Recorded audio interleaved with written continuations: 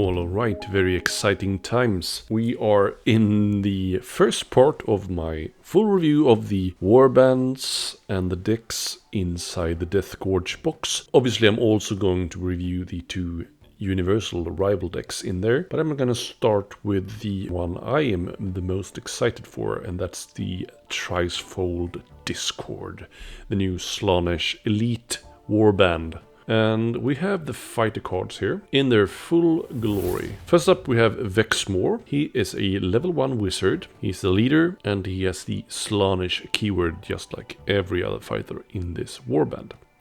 He has 3 move, 1 shield and 5 wounds. He has an attack that reads Indolent Glaive. 2 range, 1 hammer, 3 damage. He also has the Locus of Indolence, which is a weird little mechanic. -1 damage to a minimum 1 to attack actions that target this fighter if there are no successes in this fighter's defense roll. So he actually reduces damage on no successes. And then his inspired mechanic reads, you make an attack roll, defense roll or casting roll for a friendly Vashtis. That is not this fighter, that is the next fighter I will go over in this review. That contains no successes or that fighter is out of action. So there seems to be some rivalry here in this Slaanesh trio then. And inspired, he still reads 3 move, but he goes to 2 shields and the 5 health statistic stays the same. And his glaive goes to 2 hammers now, so a little bit more accurate, but not overly so. And he still has that same damage reduction. And he stays a level 1 wizard. Then we have Vashtis the Coiled. He is, or she, I'm not sure, a level 2 wizard. So quite unique here. So we have a leader that's a level 1 wizard, but then the non-leader is actually then a level 2 wizard. So that's interesting. Vashtis is also flying, has 4 move, 2 dodge and 4 life. That's quite a good defensive profile. Paramount Staff reads 2 range, 2 smash, 2 damage. Solid stat there. And the magic attack on this card reads Lash of Slaanesh. 3 range, hits on focuses and does 1 damage. With the wizard level deciding the amount of dice, so starts with 2 dice there. Locus of Paramountcy. Adjacent enemy fighters cannot be supported while they are the target of an attack action. Adjacent enemy fighters cannot be supported. So enemy fighters adjacent to Vashtis cannot have support while they are defending then basically. Alright, and his inspired mechanic reads, you make an attack roll or a defense roll for a friendly Laskivir that contains no successes or that fighter is out of action. So Laskivir is the last fighter I will go over here. And then his inspired side reads, still flying, still at level 2 wizard. The defensive profile stays the same and his move profile stays the same. His staff stays the same. His magic attack though goes to 4 range and now hits on channels, but still only does 1 damage. And the Locus of Paramountcy stays the same. And then last up we have Laskivir. He's a little bit faster, he's 5 move, and he's also keyword Slaanesh Assassin and Brawler. I don't think we've seen an Assassin Brawler before, but I could be wrong. So 5 move, 1 shield, 3 life, and has the Cardinal Blades for 1 range, 3 swords, 2 damage. And his inspired mechanic reads, you make an attack roll, defense roll or casting roll for a friendly Vexmore, the leader then, that contains no successes or that fighter is out of action. And then he has the Locus of Carnality mechanic. This fighter is considered to have an additional supporting fighter. That's pretty cool. Inspired, his baseline stats stay the same, but his Cardinal Blades goes to Smash instead of Fury, so very accurate. There are 3 hammers, 2 damage, and also gains Grievous. And the Locus of Carnality stays the same. So that's the fighter cards then. Alright, so let's move over to the deck, and let's start as always with the search cards. First up we have Born of Damnation, which is scored immediately after playing your second or subsequent Temptation card in the same phase, and 6 of the 10 Gambits are Temptation cards, and there are quite a few very decent ones. So this should be very doable. Cacophony scores immediately after your Warband's 4th or subsequent casting roll in the same phase, so this does not need you to do successful casting rolls, but there is only one fighter that has a spell attack, and we only have 3 spells in the deck, so it still asks quite a lot, I think. So if you're building like a deck, unless you are kind of going like the Seismic Shock route or one of the new rival decks that revolves around magic, I think this is a card to leave out. Cruel Chorus. This is scored immediately after your Warband's second or subsequent cast spell in the same phase. So this you actually need to succeed with the spell. This is a little bit more doable though, I think. It's still not overly strong given the Warband's so focus on magic, but I think it's okay. Probably needs some card building into more spells to be really eligible. The Escalating Screams is next. Scores immediately after a friendly fighter successful supported attack action. So Laskevir has innate support, and there are stuff in the Gambit and upgrade department that helps you count as having more support than you usually do, so this is quite a good card. Next up we have Fueled by Pain. Scores immediately after an opponent's activation step if each surviving friendly fighter has 1 or more wound counters. We only have 3 friendly fighters, so having wound counters on each of them is not that hard, especially in the later ones. Probably 1 or 2 have dropped off, and there are stuff in both the Gambit and upgrade pile that helps wound our own fighters if we so desire. Next up we have a Violent Excess. Scores immediately after your Warband's second or subsequent successful attack action that targeted the same fighter in the same phase. So it's a little bit matchup dependent, because if you're meeting a Horde Warband you will probably kill them straight off, but if you're meeting an elite team, hitting the same fighter 2 times is certainly viable. Need to land 2 hits as well, but it's doable. It's not extremely strong, but I would say it's an okay card. Next up we have Euphoric Killers, and this is now moving into the end phase pile here. Score this in an end phase if 1 or more enemy fighters are out of action and 2 or more surviving friendly fighters are inspired. It seems off the bat that it asks quite a lot. It's 2 glory, so it shouldn't be now to score. I'm still a little bit dubious though. Indulgence Given Form.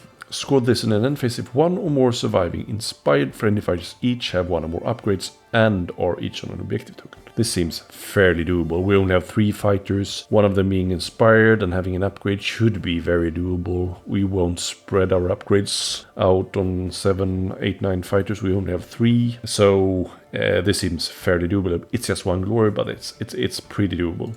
Next up we have Obsession and Vice. Score is in if 1 or more fighters each have 1 or more false gifts, upgrades and are out of action. This is interesting. I'm not sure how good it is. It's just 1 glory. We have 3 upgrades here that are false gifts, and those are very interesting that you can give them both to friendly fighters and enemy fighters. They do give buffs, and they all come with the resist action. So if you are giving an upgrade, either if you're a friendly fighter or an enemy fighter, you can use an action to break the card. I'm not sure I would play into that whole false gifts. And it's just 1 glory for an end phase card like that, and it's quite a niche one. So I probably leave it out in a Nemesis format. But yeah, if you're playing Rival, you'll have to stick with it. And then we have Triumph of Carnality. Scores in an end phase if 4 or more fighters each have 1 or more wound counters and or are out of action. It's 1 glory, but it's quite doable, and especially since we have stuff that pings ourselves and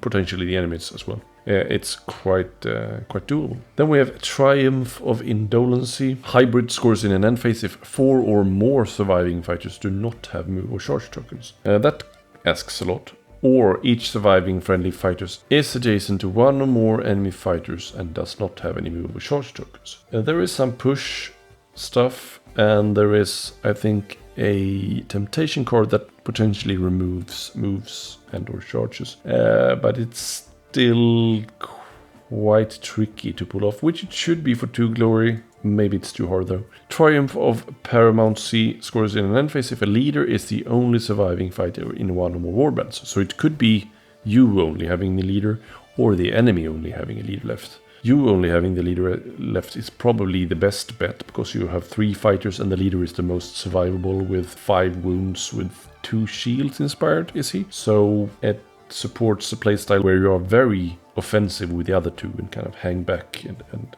hope for the leader to survive. 3 glory is pretty tempting. Let's see how strong it is, though. So let's go over to the Gambit department here. First up, we have Heart's Desire, which is a temptation card. Pick an opponent, that player picks one. You push one fighter in that player's warband up to 2 hexes, so that fighter is adjacent to one or more fighters from your warband. Or stagger each fighter from that player's warband that is within 3 hexes of one or more fighters from your warband. So you want to play this in a situation where both alternatives are pretty bad. So timing is very important for all of these temptation cards, I believe, and it could make this warband a bit hard to play effectively, because you really have to consider the timing when you play these temptation cards. Yeah, it could have a great effect, it could have a very minuscule effect, so yeah, timing is everything. Next up we have Illusion of Power.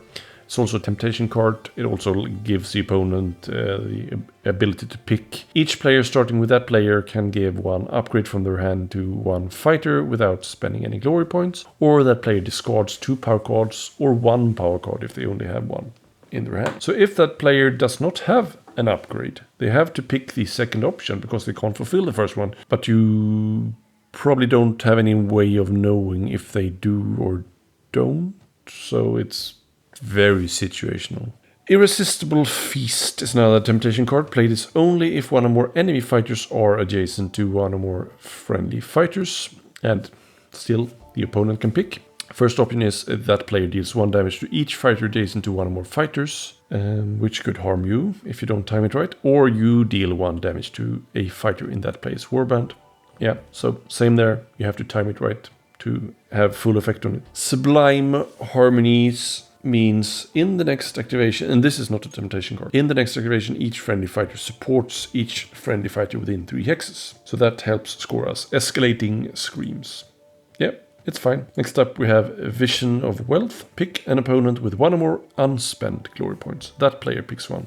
You push a fighter up 2 hexes towards the nearest objective token, or that player spends 1 glory point. This seems pretty weak. Spending a glory point isn't that big of a deal. I mean, when this game was new and glory tally was really, really low, spending a glory could be a really bad thing. But I think nowadays it's not all that harmful, and in most cases they will just pick the second option.